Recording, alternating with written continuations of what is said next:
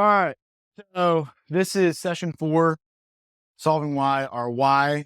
I want to thank everybody for going through this with me, especially this far. During this process, it's awesome to get to hear each one of you guys, where you're at in life, where you came from, understanding your past.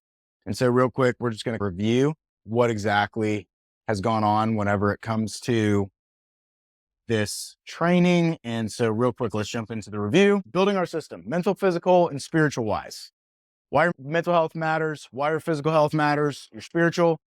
We talked about the basics, one word answers, understanding our past, the backpack theory, understanding what's in our backpack, understanding how that affects us, understanding the more that we carry and the more we hold on to, the more that it's actually going to affect us. And then last week, we talked about disciplines. We talked about our habits. We talked about our time value index. We talked about our goals, and then ultimately giving ourselves grace, because at some point, we're all going to fail. It doesn't matter. You can do everything exactly the right way. You can go through your entire life. You can be the most ripped, the most disciplined, the most, accurate person, the most efficient person, and you're still going to run into failures. Like, it's just the way it goes, and you have to prepare yourself for that. So you have to be in a position to where you can extend yourself a little bit of grace, and you can't be hard on yourself all the time. Especially if you're a man, it's really easy to fall into this mindset of the fact that if I don't do everything perfect or everything doesn't work out, then I'm no good.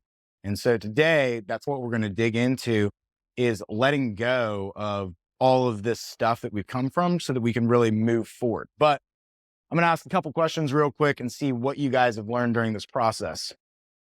Because ultimately today, we want to pick a word and we want to stick to it. And at least over the next 12 months, we want to work and strive towards that word. I know a lot of people do New Year's resolutions, but really I would encourage you guys to consolidate your life or what your goal is down to a word.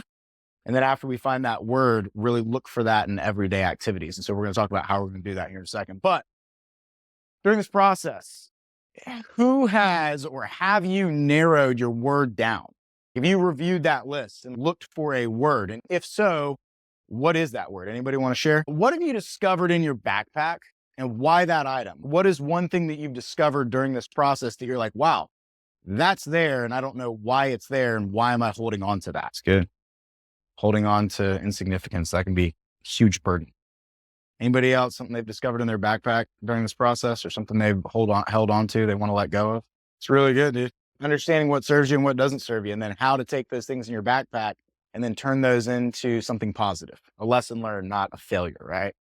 Which of the 3 MPS, so mental, physical, and spiritual well-being, have you changed the most, and why during this process? So whether that's exercise, whether that's diet, whether that's becoming more spiritual, whether that's journaling more, which of those 3 things in your life have you changed during this process, and why that thing? What habits have you stacked? Anybody stacking some habits in their life? Biggest thing that I've added in my life, I think I take like 12 supplements now in the morning. And if I miss those like one day, and I have a very like ritualistic way that I take them. And if I don't do that every day, like I can definitely feel a difference. I think it's interesting. You expect like, this massive shift whenever it comes to like taking vitamins or taking supplements or starting a morning routine.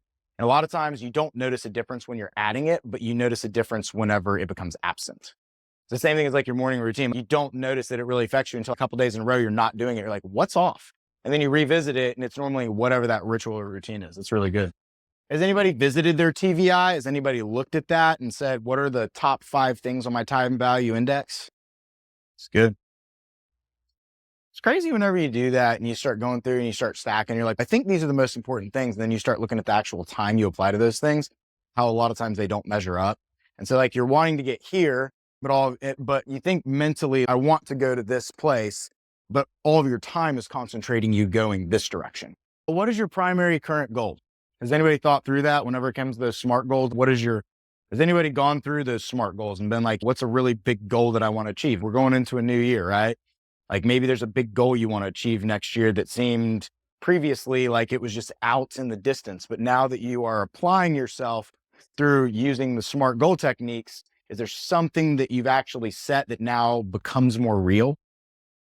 That pretty is a big deal. Not to mention like all the steps though, like being able to visualize it, saying, well, where am I going to put my money? Like a lot of times I can tell you, myself, other people, like you see it and like you end up making more money, but you just end up spending more money, right? Like you don't put that money to work for you. You just end up making more money, which you end up making more mistakes typically with more money if you don't have a purpose for it. So that's awesome. Getting debt free. What is the biggest loss that you've had? And why would you consider that a loss? Currently or just during this process?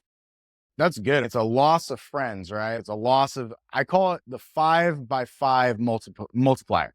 It's your 5 closest friends, and then who are the 5 closest people to those people. So there's 25 people that you are influenced by directly. You could go and multiply that out, but typically those are the people that are going to affect you the most. And what those people are doing is who you will become just by osmosis, because that's how we're created. Whenever you're first going through that process of shedding off those people, it can feel like a loss, right? And it is a loss, and it's something that you should recognize. But that loss will then turn into a win as you start reevaluating who the 5 people are that are pouring into you. So that's really good. What is the biggest win that you've had during this process, and why that item? Yeah, recognizing like the way to communicate, recognizing the process, and learning how to journal, and learning how to just slow down and understand situational awareness whenever it comes to how you bring things up, whether it be to loved ones, whether it be in business. The massive thing. And the more that you journal, the more that you learn to stop yourself consciously and engage in those thoughts, but then put them in a written form, the more that you'll be able to remove your emotion, you'll be able to make very concise decisions, it doesn't just help you, it helps everybody. That's really good. Are you letting go of who you thought you were?